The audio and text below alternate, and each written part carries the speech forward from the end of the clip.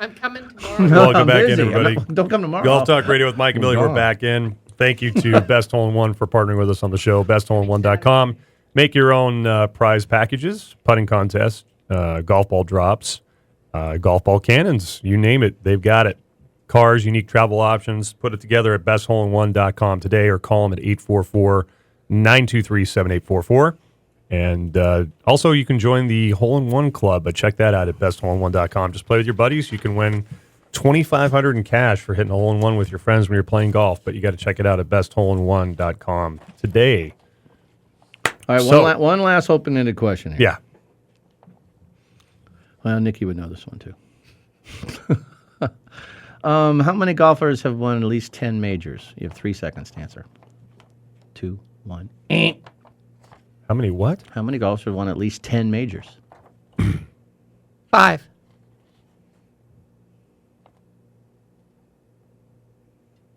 3. 3 is correct. Mm. Can you name them? I mean, if you know the first 2, it was pretty obvious. Nicholas. Yeah. Woods. Yeah.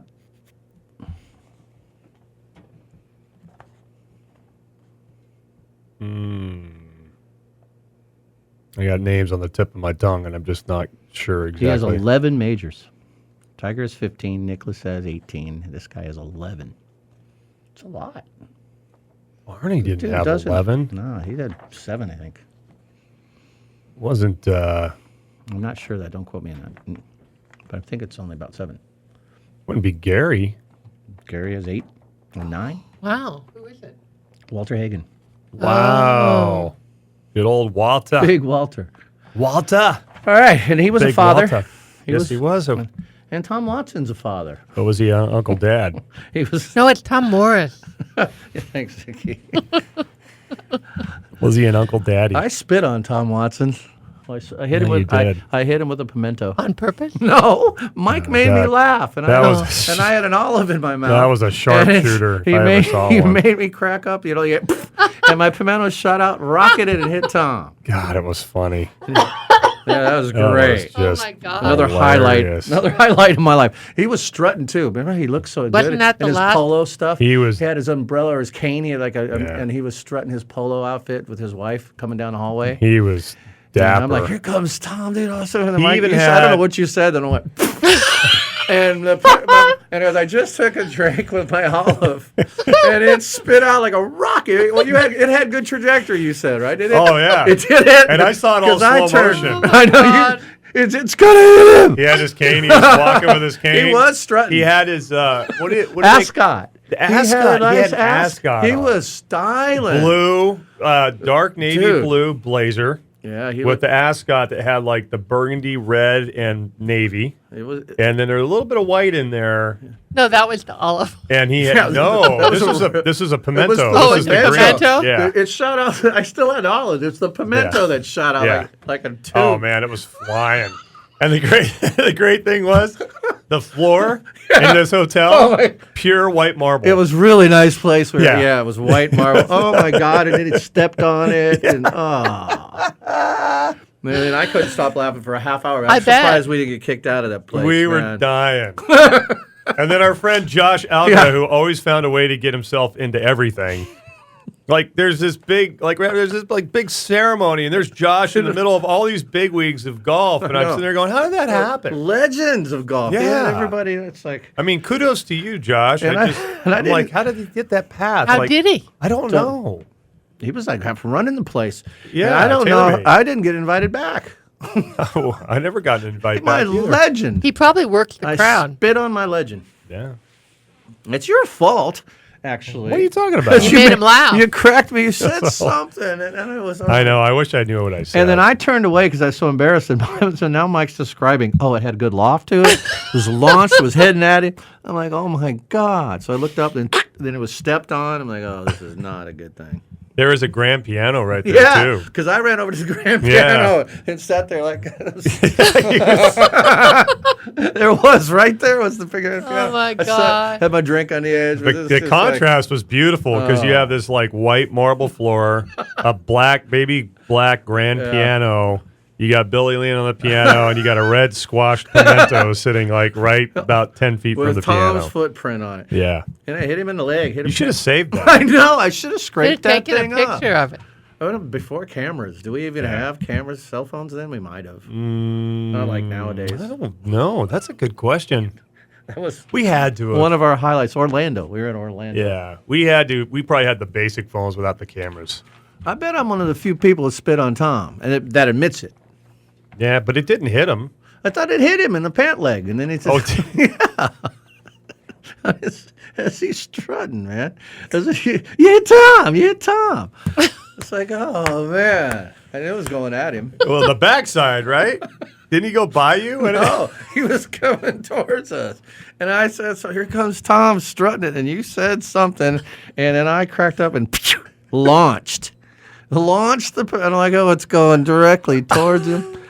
And I went quickly to the piano and started tapping my foot. Girl, yes, I just girl. remember I went around the corner and I couldn't catch my breath. 'Cause you were I was on a bench and I was like, "There's these people It hit watching him midair me." and dropped it, and he I stepped. think you're right. So it had to have been his front leg because it's maybe someone stepped up behind him.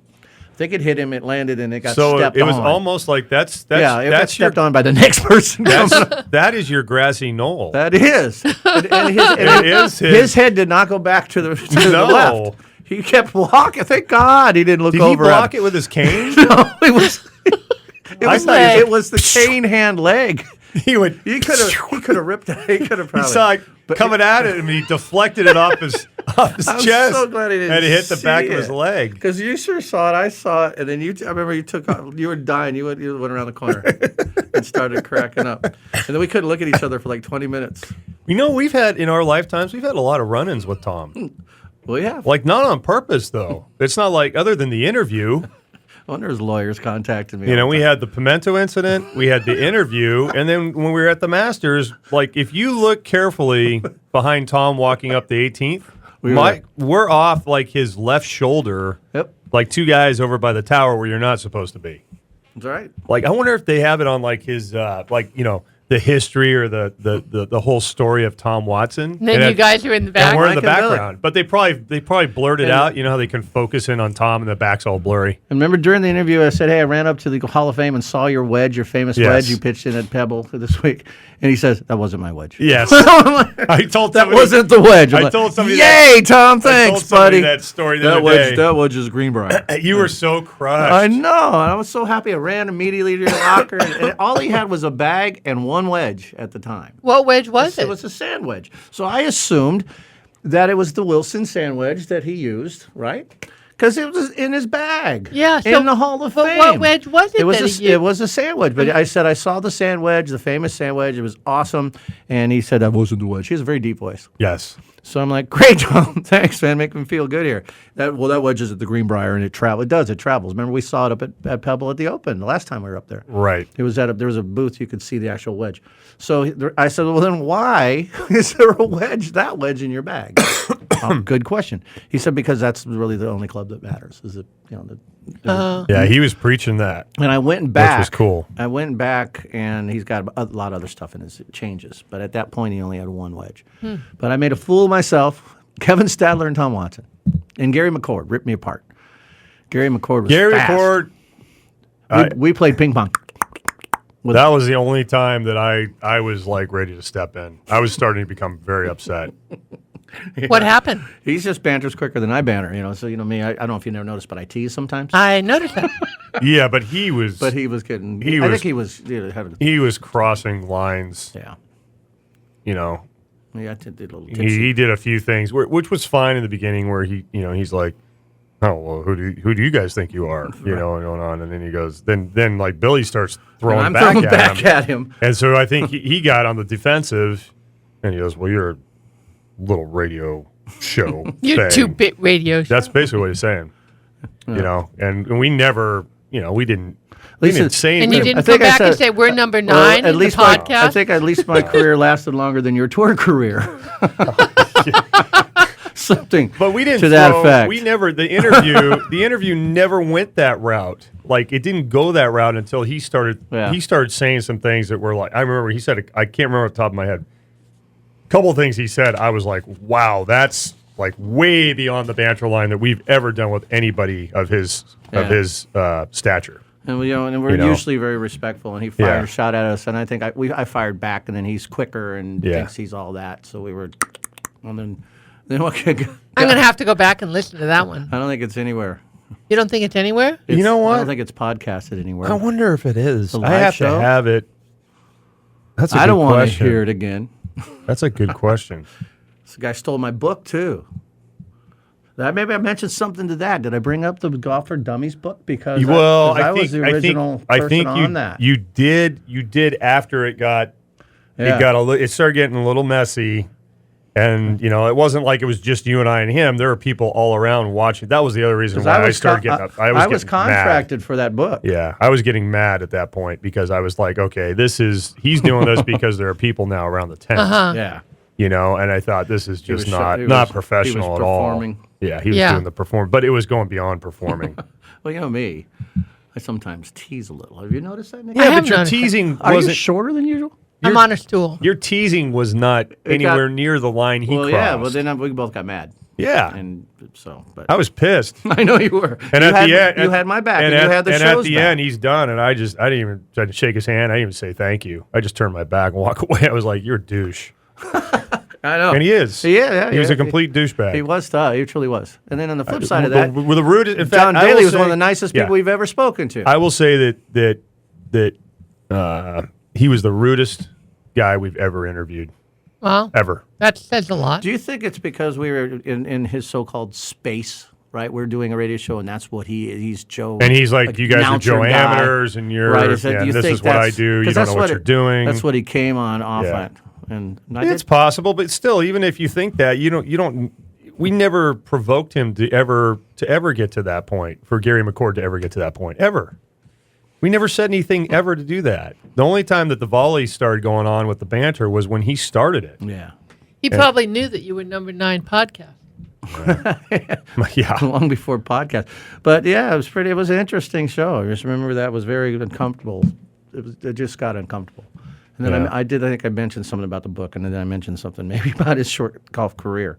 I don't know. I might have. That's always a good one. Well, to end up on my career was short. Well, and his Masters thing, he got kicked out of there, right? Yeah.